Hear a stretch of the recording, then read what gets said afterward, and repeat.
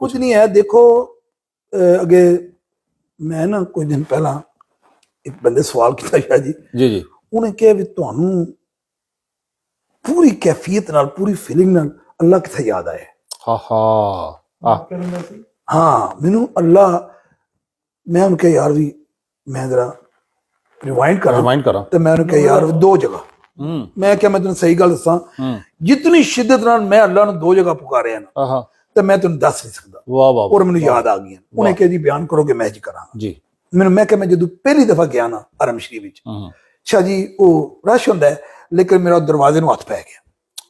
ਜਿਹੜਾ ਉਹ ਤੁਸੀਂ ਥੋੜਾ ਜਿਹਾ ਉੱਪਰ ਹੁੰਦੇ ਹੋ ਨਾ ਤੇ ਉਹ ਦਰਵਾਜ਼ੇ ਨੂੰ ਨਾ ਤੁਹਾਡਾ ਹੱਥ ਪੈ ਜਾਂਦਾ ਹੈ ਉਹ ਗਲਾਫੇ ਕਬਾ ਦੇ ਕੁੰਡੀਆਂ ਵਿੱਚ ਨਾ ਪੈਰ ਫਸ ਜਾਂਦਾ ਵੇ ਤੇ ਤੁਸੀਂ ਨਾ ਉੱਥੇ ਸ਼ਾਹ ਜੀ ਮੈਨੂੰ ਕਪਕਪੀ ਤਾਰੀ ਹੋ ਗਈ।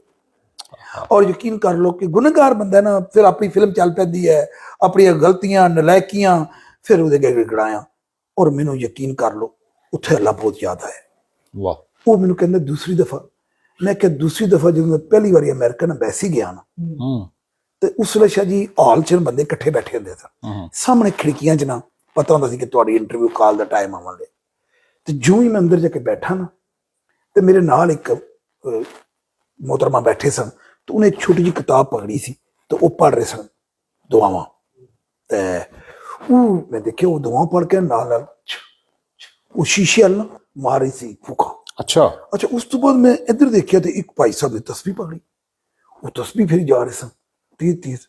ते मैं सोची पै गई यार भी मैं तो कुछ लैके नहीं आया मैं तो तैयारी नहीं करके आया। इचले एक लड़का आके मेरे अगे बैठा ना तो यकीन कर लो उन्हों तक मैं घबरा गया। उदी ना ऐल सी या अल्लाह अल्लाह करीम उन्होंने इन कर ला पिया ना तो मैनू भी ना थोड़ी फीलिंग हुई कि ये सब अल्लाह नूं पुकार रहे ने इत्थे ते मेरे को चीज ही कोई नहीं ये बड़ी पुरानी गल है। अच्छा ते वो जी मोहतरमा सन उन्हें मैनू ना देख के ना वो समझ गए उन्हें बैग च मैनू ना एक दुआवां वाली किताब दी। अच्छा हाँ वो मैं लैके पढ़नी शुरू करती है जी तो मैं उस दिन कहा या अल्लाह अज मेरा साथ ना छड्डी मेरे परवरदिगार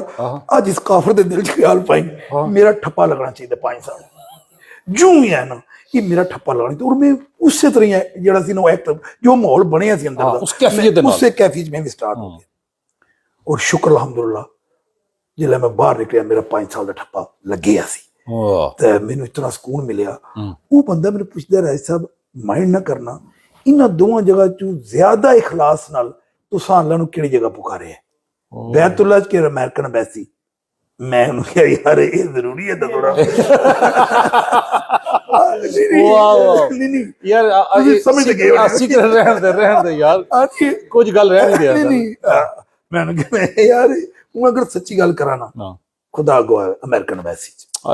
उत्थे तो मेरा एक अंदर अंग जिहड़ी सी ना यकीन कर लो हो गई जा रही